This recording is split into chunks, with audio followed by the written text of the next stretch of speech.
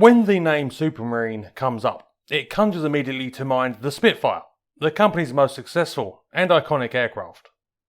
Of course, the Spitfire didn't spring out of thin air, but was the evolution of Supermarine's decades of work on cutting-edge technology, plus backing from the huge Vickers Armstrong company that bought Supermarine in 1928. But the Spit was Supermarine's first production land aircraft, and represents a truly remarkable achievement. So it's a pity that the company's last production aircraft didn't match the success of its famous ancestor. The Supermarine Scimitar. This single-seat carrier multi-role fighter was the product of a rather complicated and lengthy development. This was, to be fair, caused by the fact that in the post-Second World War era, the Royal Navy was experimenting with several ideas on how aircraft carrier development was going to proceed. The first trial landings of jet aircraft on British carriers in 1945 showed that as the technology matured, the existing carriers would struggle to manage a worthwhile number of aircraft. Ultimately, the British would develop the angled flight deck and the steam catapult to tackle the issue, and these largely became standard on conventional aircraft carriers. But in the late 1940s, the Royal Navy was giving serious thought to another idea: the sprung rubber deck carrier. The idea was that with reinforced undercarriages representing a significant proportion of carrier aircraft weight, better performance could be achieved if it just wasn't included.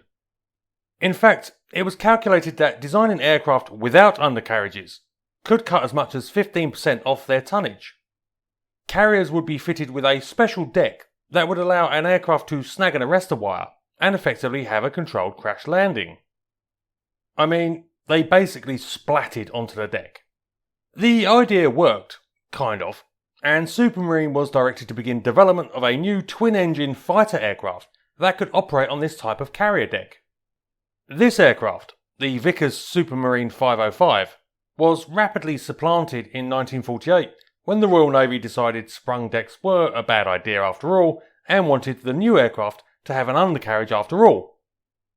Supermarine promptly created the 508, which retained the V-tail and twin Avon engines of the 505, but now with a tricycle landing gear.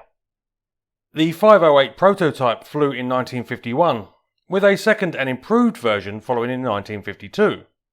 This aircraft, designated the Vickers Supermarine 529, was fitted with the specified armament of 4 30mm Aden cannon, as well as a longer tail cone that was intended to mount a rear warning radar in service. However, it had already long been recognised that straight-wing jets were rapidly becoming obsolescent in first-rank use, and if the design were to have any future, it would need to be redesigned to a swept-wing design to give it transonic abilities. Another test aircraft was built, the Type 525, which not only had the new wing configuration, but also dispensed with the V-tail for a more conventional arrangement. This first flew in April 1954 and showed considerable more promise than its straight-wing predecessors. Flight tests and carrier landing trials showed the aircraft had potential, though it was also revealed that the aircraft wasn't going to make a particularly good fighter, as its performance fell off above 25,000 feet. However, the 525 was able to test new technologies that reduced landing and stalling speeds, and the twin Avon engines gave it a huge amount of power. The aircraft was lost in a tragic accident in July 1955 that claimed the life of the test pilot, Lieutenant Commander Rickle. Despite this, the Royal Navy decided that, with the development of the new Sea Vixen Interceptor proceeding, the Supermarine design would provide a great basis for a new carrier low-level multi-role fighter. The new model was designated the Type 544 and featured a longer nose, dorsal spine and area-ruled fuselage. 3 of these were built, and they formed the basis of what became the Scimitar, the first production model of which flew on January 11, 1957. The new aircraft was the heaviest, largest and most powerful aircraft that the Fleet Air Arm had used up until that point. This was amply demonstrated on April 9, 1956, when, during a test takeoff from the HMS Ark Royal, the pilot forgot to release the landing brake. Despite this, he still got airborne. Initially powered by 2 Avon RA-24 turbojet engines that each produced 10,000 pounds of thrust, These were soon supplanted by more powerful Avon 202s that put out 11,250 pounds of thrust each. Top speed was 740 miles per hour at sea level, and range was 1,400 miles. Armament was 4 Aden with 160 rounds per gun, and 4 wing hardpoints capable of carrying 1,000 pounds each. This may seem on the low side, but the Scimitar was also equipped to carry the Redbeard nuclear bomb. As the aircraft's service life progressed, it would also acquire the ability to carry bullpup air-to-ground missiles and AIM-9 Sidewinder heatseekers. But the advanced features of the Scimitar made it a mixed blessing. On the one hand, its ample power and advanced features meant that the aircraft had good handling, especially at lower altitudes, and many FAA pilots apparently were very keen to fly the new hot rod. But while it provided in many ways a quantum leap in capability for the Royal Navy's air groups, there was a substantial cost. The Scimitar was extremely maintenance heavy, hardly surprising for a new high technology aircraft, but it was so large and heavy that it was operating right at the very limits of what many of Britain's carriers could handle. This was all too graphically and dreadfully demonstrated when the very first operational Scimitar squadron landed on the HMS Victorious on September 25th, 1958. The Victorious had just completed an 8-year, £30 million refit and was to be the first ship to take the Royal Navy's latest and most advanced aircraft, the Scimitar. As a result, the ship had a large contingent of press on board to document the event.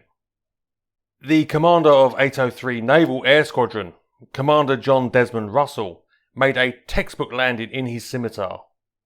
And then the arrestor wire broke. Russell's Scimitar rolled over the side and into the sea. Despite the best efforts of the rescue diver, he was unable to release himself from the aircraft and drowned. This first incident gave an indication of how the service life of the Scimitar would pan out. Of a total of 76 production aircraft built, 39 were lost in accidents, a loss rate of 51% of all of the aircraft produced. 9 pilots died in these accidents. The service life of the Scimitar was short, like that of many contemporaries of its era. It never saw combat use, despite some close calls, and in 1963 it started to be replaced as the primary strike aircraft of the Fleet Air Arm by the Blackburn Buccaneer, an aircraft that was far superior. Initially, the Scimitar served alongside its replacement as a tanker for the new strike aircraft, but with the introduction of the Buccaneer S2, the Scimitar's days were numbered. It served until 1969, or 70 depending on the source, with its final duties being with the Fleet Requirement Unit, providing practice targets for training radar operators. The remaining aircraft were scrapped, except for 3 that were retained in museums, 2 in the UK and 1 in the United States. It's easy to look at the Scimitar with a frontline service life of effectively 5 years and a horrendous loss record, and think of it as a failure. But to be fair to the aircraft, it was breaking new ground in aircraft technology in one of the most dangerous of fields, carrier operations. It was also doing this on ships that were barely up to handling an aircraft as big and as heavy as the Scimitar. After all, the United States Navy had plenty of problems of their own with jets of this very same period, but at least they had the advantage of ample resources available. But the losses of the Scimitar would pay their dividends in the experience they gave the Royal Navy.